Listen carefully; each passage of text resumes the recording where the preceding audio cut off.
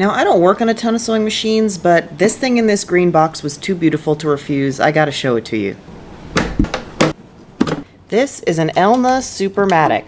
She's from the early 1950s, and oh god, I love that color. There are a bunch of unique things about this beautiful machine, the first being the case that it comes in. With the machine removed, you can turn it into its own portable work table and work surface.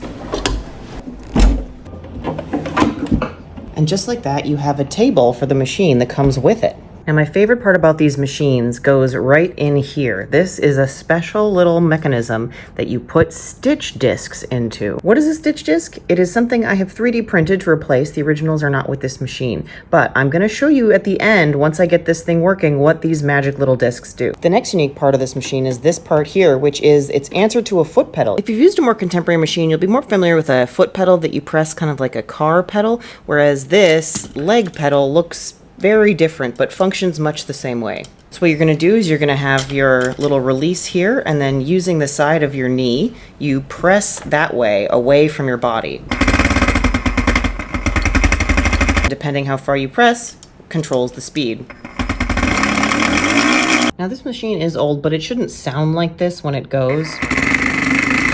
And I think I already know where the problem is just looking at this. So if we look down in here, can you see those kind of horizontal bars that are in there? So it's not quite catching and spinning this when it needs to. And that little bup. This hand wheel, lots of contemporary machines have. You turn it and it sews kind of at the speed your hand is at.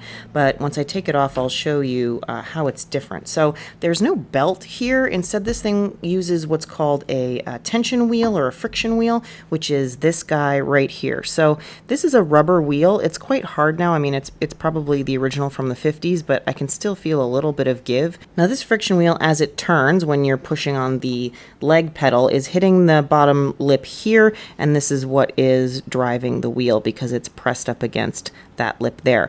Now, famously, these machines, if they're left in storage or if they're getting older, will develop a flat spot on this wheel because the wheel will be sitting up against the lip of that wheel. So let's see if we can find, oh, yep, there it is. So there's the flat spot. You can see it in what is supposed to be a perfect wheel shape. Now, this flat spot means that that was probably what we were hearing, that it wasn't catching where it needed to be catching because it is not smooth. So I'm going to have to replace this bit here. And because this machine was made in the 50s, there's not a lot of these just floating around. I can't go down to my local sewing shop and get one of these wheels, so I'm going to have to 3D print a replacement.